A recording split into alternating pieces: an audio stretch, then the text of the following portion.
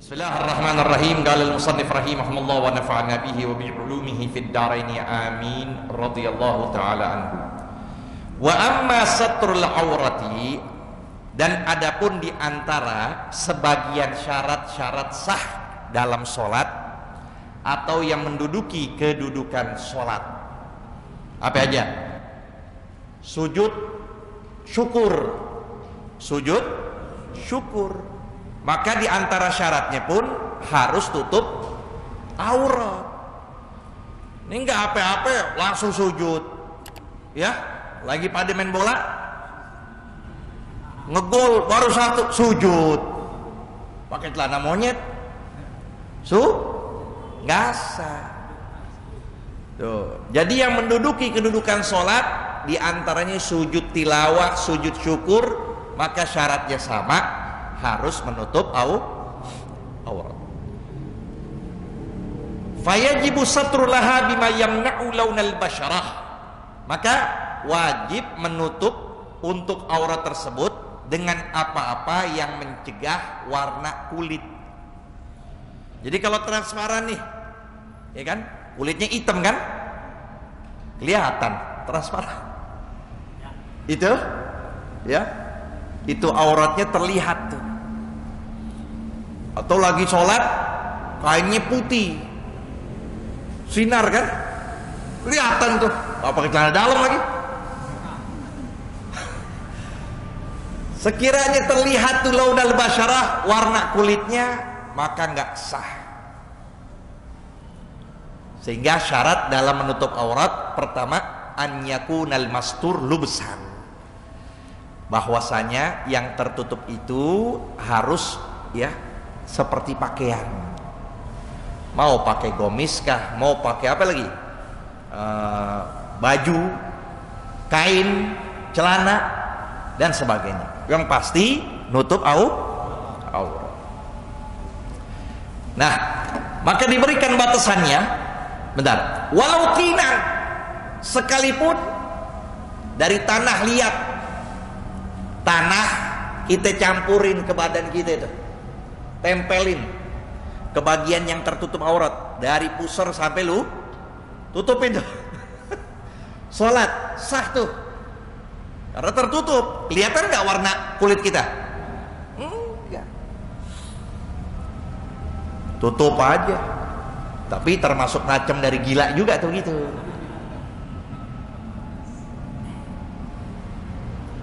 Ya. Atau apa lagi? Makadiran. Kita lagi di kolam. Kita nggak ada baju, nggak ada celana. Kita ada kolam tuh. Ya. Air. Nah, kita campur aja dengan tanah.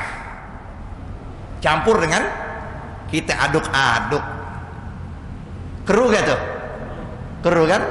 Nah, udah kita sholat di situ. Tutup aurat tuh namanya, termasuk. Iya, karena nggak terlihat, ya, bagian aurat kita. Karena udah keruh, nggak kelihatan sudah. Ya, banyakin tapi, ya, bikin es krim habis itu. Tutup, nah udah cukup. Wa auratul rajul wal amah ma baina surrah war rukbah. Nah, sedangkan aurat rajul wal amah, kita nggak bicara amah deh, udah nggak ada soalnya. Laki-laki, laki-laki di dalam sholat dan di luar sholat. Ingat tuh, karena arti aurat tersebut mayustakbah nadharuhu, enggak, yaitu yang dianggap jelek di dalam melihatnya.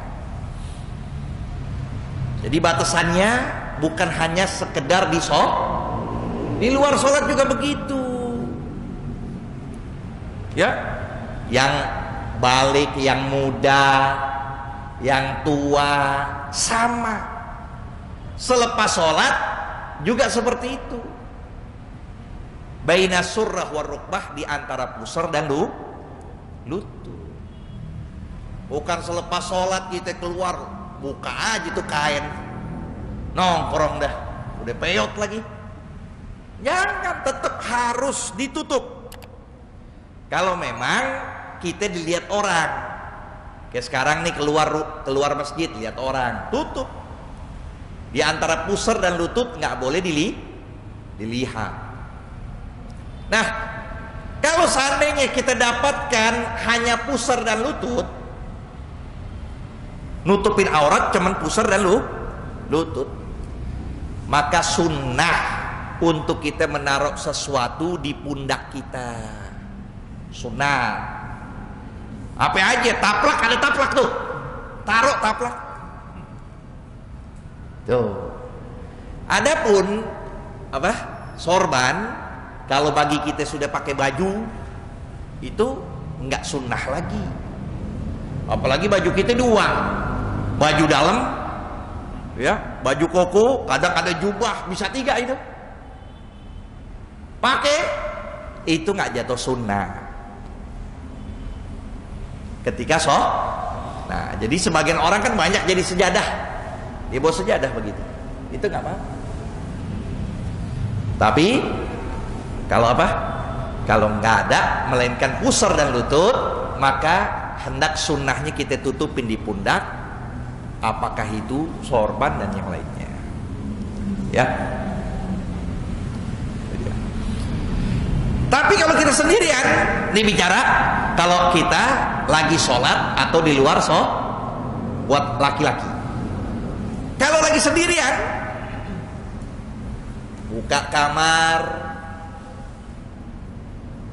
mati lampu, listrik mati, waduh gerah nih. Ya, maka boleh untuk dibuka auratnya melainkan sawatain. Artinya sawatain kubul dan dubur. Ya, dibuka pintu, dia sendirian. Akhirnya, waduh, anda pakai celana dalam aja dah. Ya, anda pakai celana dalam, ya sudah, nggak apa-apa. Itu auratnya dalam sendirian itu nggak boleh dibuka tuh. Ya, itu buat laki, Kalau dalam keadaan sendiri, ingat nih, jangan ntar ada pemahaman, oh sendiri berarti anda lagi di luar sholat boleh tuh pakai sempak. Nggak boleh, tetap harus pusar dan lutut. Di luar sholat harus pusar dan lutut. Tapi di dalam kamar sendirian tidak ada yang lihat. Nah, maka itu apa namanya? Harus tertutup kubul dan dubur. Adapun nama istrinya udah nggak ada aurat. Dipaham ya? Kalau sama istrinya, ya udah nggak ada aurat lagi. Jadi nggak ada yang perlu ditutup. Nama istri. Wa auratul hurra fi sholatiha wa indal ajanib jami'u badaniha ilal wajha wal kaffain. Ini yang jadi permasalahan sekarang. Untuk wanita, maka hendak auratnya ditutup baik di sholat atau di luar sholat, baik di dalam sholat atau di luar sholat. Nah, apa batasannya? Batasannya jami'u badaniha kalau di dalam sholat, illal wajha wal kaffain. Indal sholah wa inda apa tadi? Wa auratul hurra fi sholati wa indal ajanib jami'u badaniha.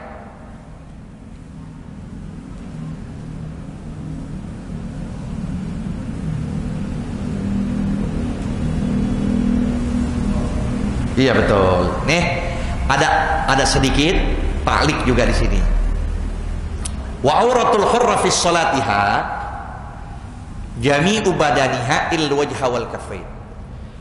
Aurat perempuan di dalam sholat seluruh badannya, melainkan wajah dan kedua telapak tangan. Wajah dan kedua telapak. Tapi harus kita paham apa batasan wajah dalam syariat. Larikan ke agama batasan wajahnya, bukan dalam uruf, dalam batasan pada umumnya manusia. Wajah dalam syariat untuk perempuan itu baina manabiti syar ila dzaqar. Apa yang ada bagian tempat timbulnya rambut dan dagu. Nah, ini masih terbuka boleh nih. Ya. Jadi bagian sini udah nggak boleh lagi kelihatan. Kelihatan bagian timbul-timbul rambut udah nggak boleh. Itu. Atau bagian dagu bagian ke bawah. Itu juga tidak boleh. Jadi sebagian perempuan pakai mukena, perempuan banyak sekali ini pakai mukena, ngikatnya sampai sini. Ini kelihatan ini. Ini sudah terbuka auratnya. Kalau nggak ditutup nggak sah sholatnya. Bertahun-tahun tuh. Karena batasan mukanya dalam agama itu mabaina manabiti syar' ila dzaqon, sampai dagu. Disampaikan kita kepada istri, ibu kita lagi sholat, perhatikan dulu tuh, diikat dulu, ikat semuanya. Yang kedua yaitu telapak tangan. Telapak tangan juga diperhatikan. Kalau lagi sholat kadang turun ke bawah, ya, Sami Allah, kadang turun dia. Nah ini kalau nggak ditutup juga terbuka auratnya. Jadi mau kenanya harus pakai ikatan tuh, yang diikat, ya. Ada kan mau kena tuh, nah itu pakai yang itu. Jangan pas Allah, ini kelihatan, batal sholatnya kalau nggak ditutup segera, karena itu termasuk aurat. Itu kalau di dalam sholat. Kalau di luar sholat, seluruh badannya semua aurat, mukanya aurat, telapak tangannya aurat. Maka di sini itu pendapat yang otentik dalam mazhab Syafi'i. Tapi kita sekarang mengambil mazhab Imam Syafi'i dengan perkataan Imam Rafi'i yang mana menyatakan muka bukan aurat. Muka bukan aurat dengan catatan 2 syarat dibolehkan. Pertama, ya, kalau tidak ada fitnah. Kalau tidak ada fitnah yang bisa mungkin menyebabkan suatu yang tidak diinginkan. Nah, kalau dia merasa aman ya sudah. Itu dia. Kalau dia merasa aman, dia jalan nggak takut digoda dan sebagainya, maka nggak apa-apa. Ya mukanya pas-pasan, ya kan? Mukanya kayak artis begitu, takut kena goda dan sebagainya. Afdol pakai kul yang muktamad, tutup mukanya. Dulu diremehin yang begitu, sekarang semuanya pakai masker semuanya. Sampai lakinya pakai masker. Pakai orang yang perempuan pakai jilbab, pakai burku, pakai cadar. Udah merasa tenang mereka. Gak pakai masker lagi sudah.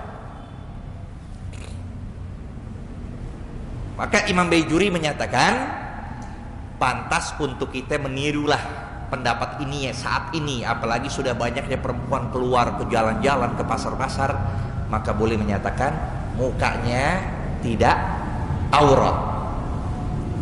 Tapi muktamadnya dalam mazhab Syafi'i yang kita pegang ini, maka seluruh badannya, muka itu termasuk aurat. Di luar sholat.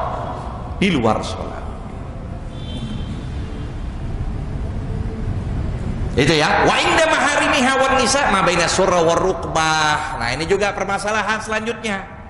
Adapun di hadapan bapaknya, nih, gadis usia 15 tahun, 16 tahun. Di hadapan bapaknya, mahram enggak? Mahram. Bukan muhrim. Kalau muhrim yang pakai baju ihram tuh di pondok gede. Mahram adalah orang yang boleh kita sendirian dan haram untuk kita nikahi. Tuh, seperti anak perempuan kepada bapaknya, kita kepada ibu kita, itu namanya perempuan kepada mahramnya. Siapa mahramnya? Bapaknya, saudara lakinya, apakah sekandung, sebapak, seibu, itu mahram. Siapa lagi? Ya, paman juga termasuk. Nah, maka kalau mahram, auratnya mana? Bagi perempuan tersebut baina surrah war rukbah. Di antara pusar dan lutut. Di antara pusar dan lutut, auratnya dia itu nggak boleh dibuka. Ya, tapi selebihnya bukan aurat. Bagian atasnya, buah dadanya gimana tuh? Kelihatan sama bapaknya, aurat ya? Bukan aurat. Bukan? Nah, boleh dilihat gak? Ya lihat dulu, ada fitnah gak? Nimbul syahwat gak? Kalau apapun yang emang sebabnya nimbul syahwat, iya, TV kita harus ditutupin. Ya, pisang, kedebong pisang ditutupin. Kalau nimbul syahwat. Tapi begini, Ana sampaikan seperti ini kenapa? Banyak kejadian nggak seperti ini. Kejadiannya apa? Si bapak melihat anak gadisnya, ya, auratnya. Apa contoh? Si gadis lagi nyapu, pahanya kelihatan sama si bapak. Itu paha aurat itu yang wajib ditutup. Paham? Jadi dia nutup semuanya, pahanya kemana-mana, itu aurat yang bapak nggak boleh melihat, yang saudaranya nggak boleh melihat. Ini saudara lakinya lagi duduk, dia lagi nyapu, kelihatan pahanya, aurat itu wajib ditutup. Nah inilah, karena pemahaman aurat di dalam agama, kalau untuk mahram adalah di antara pusar dan lutut. Maka disinilah hendak kita menutupi segala apapun, apalagi keaiban kita. Tuh lihat, kita menutup zahir kita itu suatu yang wajib, apalagi kekurangan yang ada pada diri kita. Lalu bagaimana agar tertutup segala kekurangan aib kita? Kita udah menjadi kasarnya sampah masyarakat misal, ya, tetangga kita tahu bahwa kita begini, begitu, ya kan? Gimana cara nutupnya? Imam Syafi'i menyatakan, beliau menyatakan, ya, tasattar bis-sakha fa kullu aibin yughatihi kama qila as-sakha. Maka tutuplah dengan sifat kedermawanan. Kalau engkau ingin mendapatkan nama reputasimu menjadi baik, yang asalnya kamu hancur jadi sampah masyarakat, gimana caranya? Maka tutuplah itu semua dengan sifat kedermawanan.